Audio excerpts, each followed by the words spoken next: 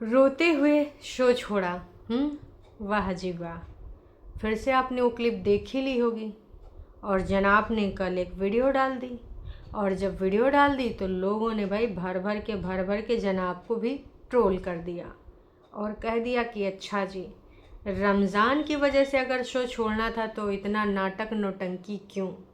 जी हाँ, मैं बात कर रही हूँ इब्राहिम फैमिली की। मैडम एक बार फिर से आ चुकी हैं घेरे में। हालांकि जब वो शो छोड़ रही थी, अनाउंसमेंट हो रही थी, तो फ़राह खान जी उन्होंने बहुत ढंढास बंधाया उनको कि कोई बात नहीं डिप्पी, कोई बात नहीं, अच्छा अच्छा ऐसा है, आखिरकार अब क्यों खाना आज नहीं बनाओगे, नहीं बना पाओगे क्योंकि ये मूव नहीं हो सकता, ये नहीं हो सकता, वो नहीं हो सकता, ऐसा करने पे ऐसा होगा, वैसा करने पे वैसा होगा। बहुत सारी चीज़ें मैडम ने बोल डाली। सुना ही होगा आपने वो क्लिप।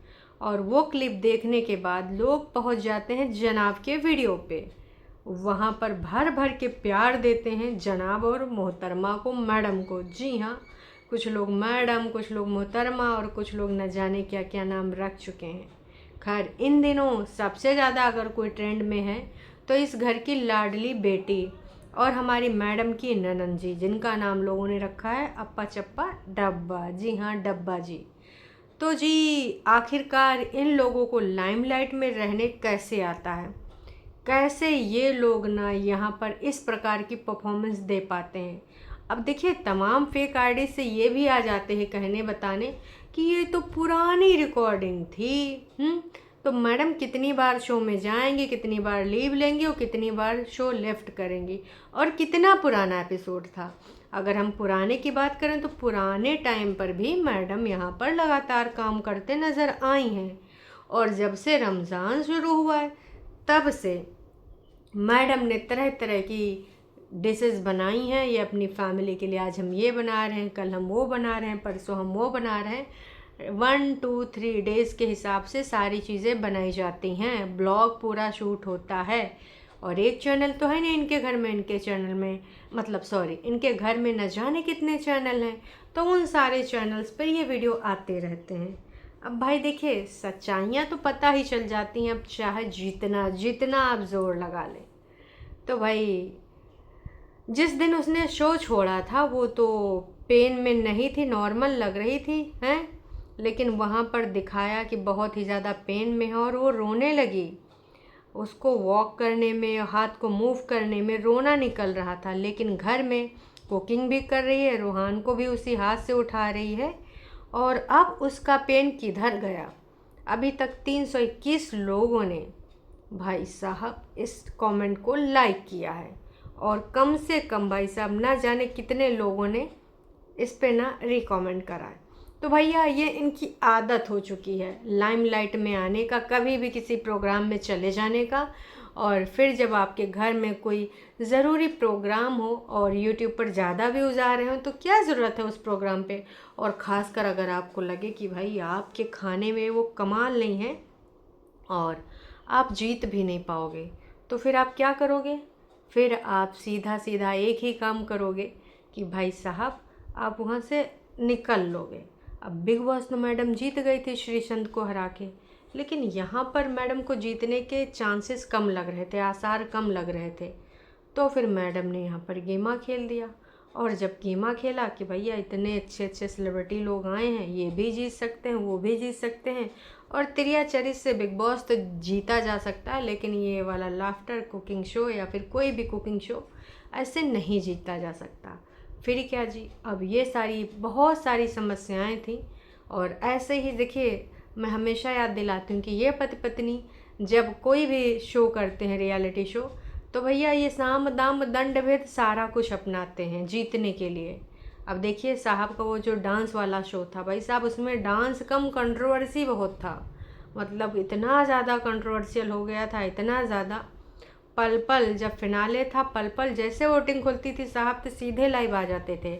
आप भी करिए, पड़ोसी से भी करवाइए, गांव वालों से भी करवाइए, मोहल्ले वालों से भी करवाइए, रिश्तेदारों से भी कराइए, इतने इतने वोट भेजिए, आप अनलिमिटेड वोट डाल सकते हैं, ये कर सकते हैं, वो कर सकते हैं, लेकिन भगवान के लिए मुझे जिता दीजिए। ऐसे ये लगे पड़े थे जनाब। एक बार भी जनाब ने ये नहीं कहा कि जिसका आपको डांस अच्छा लगे, जो अच्छा परफॉर्म करे, आप उसको जिताइए। नहीं जी, मेरा डांस चाहे जैसा हो, अगर एक ट्रॉफ़ी मेरे घर में शोकेस में लग जाएगी तो ज़्यादा अच्छा लगेगा। तो आप मुझे जिता दीजिए बस, चाहे जैसे जिताइए। वाह जी वाह, अब ये कौन सा पैतरा था, हमको तो समझ में आवा नहीं। आपको अगर आया होगा तो हम तनिक से बता दो, कहा कि हम तो जानना चाहते हैं ये कौन सा पैतरा है। हमारे तो बिल्कुल नहीं समझ में नहीं आ रहा है। वाह जी वाह। तो भैया इस वजह से मैडम फिर से आ गई हैं लपेटे में। वेरी स्ट्रेंज, पता नहीं यार ये कितना ज़्यादा एक्टिंग कर लेती है। इसको तो हर बार ना कुछ नया ड्रामा नए नए शो में आ जाता है। और ये मैडम के हाथ में क्या हो गया है, ये सिर्फ़ और सिर्फ कंट्रोवर्सी हो गया है, क्योंकि मैडम को अपने रमज़ान में किचन संभालना था, इसलिए ऐसा करे हैं।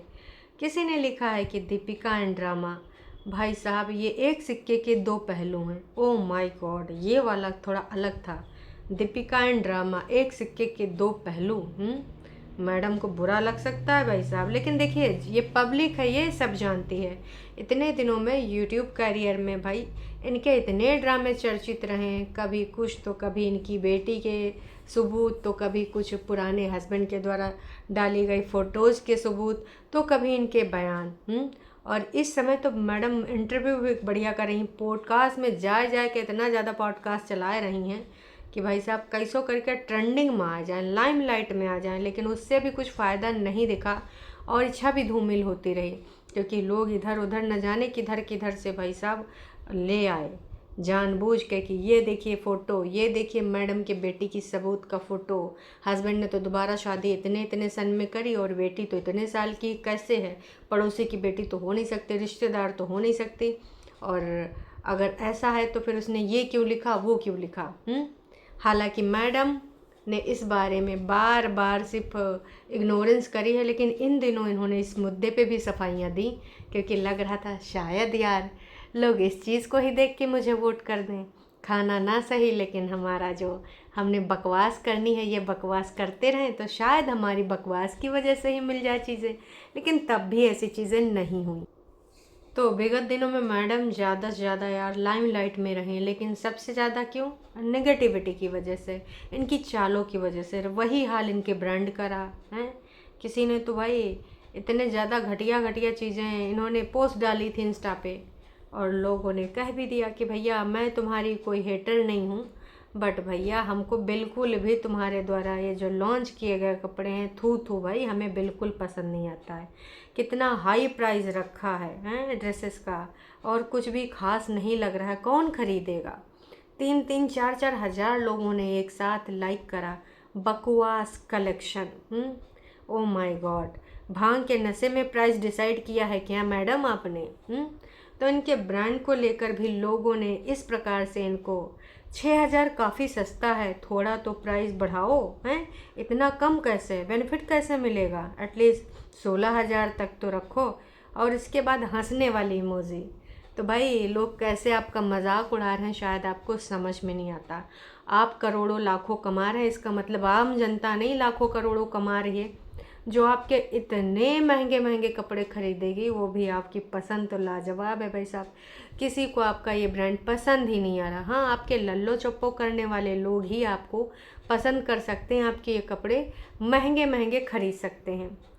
और इन्होंने ये भी लिखा है कि भैया हम सब आपके मिडिल क्लास के लोग हैं जो आपके वीडियोस देखते हैं और आपको ना सब्सक्राइब करें हैं, हम 3,000 का नहीं खरीद सकते, तो हमारे हिसाब से भी कुछ लॉन्च कर दीजिए। लो भाई, साफ साफ लोगों ने लिख भी दिया कि मैडम मोहतरमा हम ब्लॉगिंग नहीं करते, हम नॉर्मल इंसान हैं, पति कमाने जाते हैं, हम भी कमाते हैं, घर गृहस्थी चलाते हैं, और उसमें ना बहुत सारे बिल जाते हैं, बहुत सारी EMI जाती हैं, और उसमें घर का काम भी, राशन पानी भी आता है, और उसके बाद जो कुछ बचा कुचा पैसा होता है तो कभी कभार अपनी मनपसंद के कपड़े लत्ते भी खरीद लेते हैं।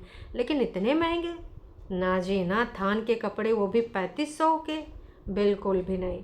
तो लोगों ने ना क्या फाड़ दिया है यार, करना ही था तो कुछ ढंग का करती, मतलब हद है। किसी ने तो लिख दिया ओह माय गॉड, ना देखने में अच्छे और ना ही किसी प्रकार की क्वालिटी। लो भाई साहब, तो लोगों ने भर भर के इनको तौला है, किसी ने भी तारीफ़ा नहीं करी है, सब ने बस तुमको एक अच्छे डिज़ाइनर की जो है आवश्यकता है यो लो, अब तुम डिज़ाइनर हायर करो। हालांकि जो इन्होंने डिज़ाइनर एक लड़की हायर करी थी उसने भी भैया बहुत सारी पोलम पट्टी पेमेंट को लेकर और न जाने किन किन चीज़ों के बारे में खोल दिया। तब से मैडम के सितारे और गर्दिश में हो गए। हालांकि ये अपने पीआर टीम से और वो जो इंस्टाग्राम पे पेजेस नहीं बने होते हैं न्यूज़ पोर्टल ई पोर्टल, तो वहाँ पर भी ये लोग अपनी वाहवाही के फुटेज दिया करते हैं कि भाई तुम चला दो, लेकिन उससे भी कुछ खास फ़ायदा नहीं हुआ। हालांकि उस लड़की को इधर उधर से धमकियां भी मिली, तब जाके उसने चुप्पी साधी, लेकिन तब तक तो उसने पोलम पट्टी खोल दी थी। तो ये फैमिली काफ़ी हद तक भाई साहब, काफ़ी हद तक ना डराने वाली है। मतलब भाई तुम ऐसे नहीं मानोगे तो वैसे मानोगे, हम तो रायता फैलाते रहेंगे, पर अगर तुमने जुबान खोला तो ऐसा कर देंगे वैसा कर देंगे, ये इन सब की आदत है। चाहत पांडे ने क्या ड्रेस पहना था, ही। लो भाई साहब, लोगों ने तो मज़े भी ले लिए। तो कुल मिला के इनको लगातार बस ट्रोलिंग मिल रही है। इनके जो भी इन्होंने इंट्रोड्यूस किया है, जो भी इन्होंने रील शेयर करी, जो भी इन्होंने वीडियो शेयर करा है, भाई इनके लेवल की लोग धज्जियाँ उड़ा रहे हैं कि यू का आया है बहन इतना महंगा। अरे बहन भाई साहब, यू हम अफोर्ड ना कर पाएंगे। तो भाई अब बताइए मैडम, एक तो आप वहाँ से भी शो भी छोड़ के आई हैं और ऊपर से लोगों ने इनको इतना ज़्यादा ट्रोल किया है कि क्या बताएं भाई साहब। ऐसे ऐसे शब्द लिख दिए हैं जो हम सारा पढ़ भी नहीं सकते, इतना ज़्यादा तो पढ़ भी नहीं सकते। आज होली पर क्या आप कोई पोस्ट नहीं करेंगी, बस अपनी वीडियो में ही आपने बोल दिया गुजिया बन गई है, बाहर की होली दिखा दिया, हैप्पी होली आपके पति ने बोल दिया। उसके अलावा आपने होली के लिए क्या किया? लो भाई साहब, लोगों ने इसके लिए वजह से भी ट्रोल कर दिया। तो इतनी सारी चीज़ें हैं और इनको भी पता है कि सभी धर्मों के लोग इनको देखते हैं, और आप खुद भी एक ऐसे धर्म से बिलोंग करती हैं, तो आई थिंक आपको विश करना चाहिए खुल के, सिर्फ दिखावा करने के लिए बाहर की एक फुटेज लगा के कि देखो भैया आज हमारे घर के सामने ऐसी होली हो रही है। कौन यार दो धर्म है तो दोनों धर्मों के मिलके आप जो है अपने पार्वतीज त्यौहार सेलिब्रेट कर सकते हैं, उसमें इतना क्या है।